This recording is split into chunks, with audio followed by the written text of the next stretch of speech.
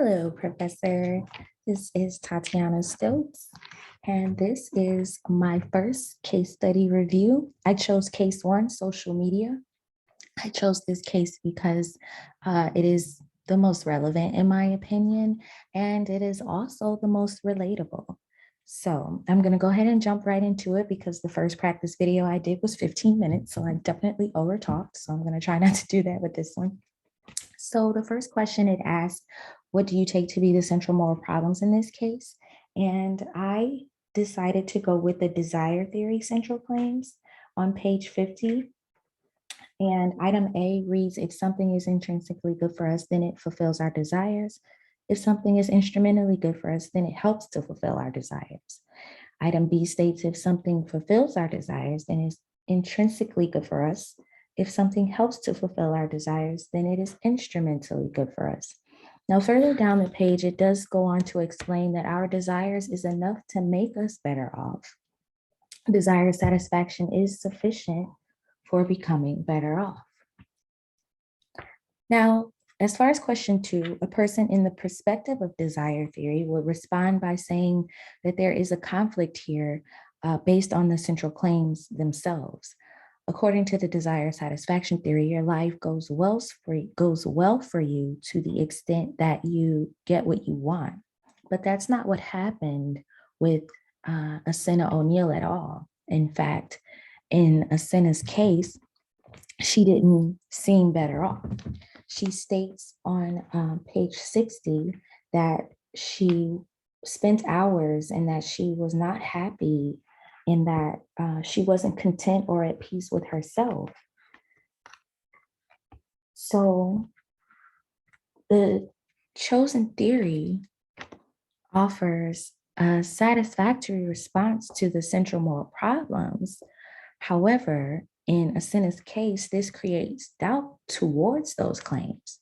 Now, her desires had been fulfilled, but she wasn't better off. So Asenna may have been able to fulfill those desires, but did those desires truly make her happy? Did those desires make her better off? And she says herself, again on page 60, that that wasn't the case. Instead, she pursued her desires on false beliefs. Now, had Asenna fulfilled informed desires, that would have been the central problem that I would have chosen. But Asenna's desires were, again, based on false beliefs. Thus, the informed desire claim isn't a central problem in this particular case, not in Asenna's case. So, social media certainly gives us a distorted view of what constitutes a good life or what it looks like for someone's life to go well. Reason being is you can't validate if the life that is being displayed is actually the life that is being lived unless you're actually the person living it. I myself have posted videos or photos of myself on my social media platforms appearing to be happy, when in reality, I'm sitting in my bed depressed. I may have just been getting over a breakup or just getting over losing a friend to a tragic accident or something of that nature. Social media can be so easily manipulated in so many ways, and it can be so misleading as well. People feed false narratives day in and day out. I think a hedonist would have the opinion on whether there was anything wrong with using social media extensively. I think that would be circumstantial because in short, a hedonist believes in pursuing happiness regardless of the source, as long as it doesn't bring you pain, as long as there isn't any type of suffering. So in Asenna's case, a hedonist would be against her using social media extensively because it later brought her pain. She wasn't happy. She wasn't content. She wasn't at peace, and she wasn't better off.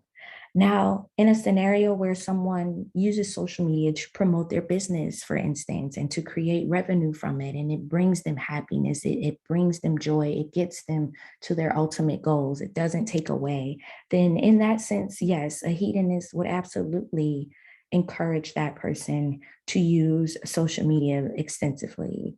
because again, it's bringing them happiness.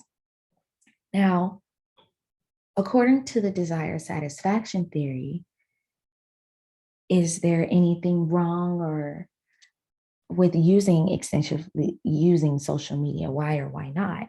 Now, the desire theory would also support the hedonist mentality or the hedonist point of view, as it would be considered instrumentally valuable, using social media to get to what you want, to reach a particular level of happiness.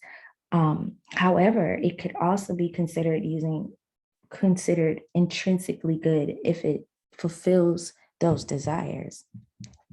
So I would say there that the desire satisfaction theory, that they wouldn't consider anything wrong with extensively using social media because it fulfills a desire. But again, that would be another circumstantial type of situation, because in Asena's case, she wasn't better off. Now, in a time where our personal lives can be easily placed on display, we should consider just how much of our lives we share with our viewers, our followers. Privacy is becoming a thing of the past, and the true value of it seems to be becoming more forgotten. To me, one of the best ways in this particular situation to control your privacy is to control your happiness. Happiness is a journey of self-love, self-appreciation. No one can truly control or dictate your happiness but you. So again, in times where social media has such heavy influence and people behind a phone or a small screen or a laptop, an iPad, whatnot, they have that influence to create these thoughts in your mind as an individual. And again, only you can control your happiness. So a resolve for this situation, I think, would be to control your privacy.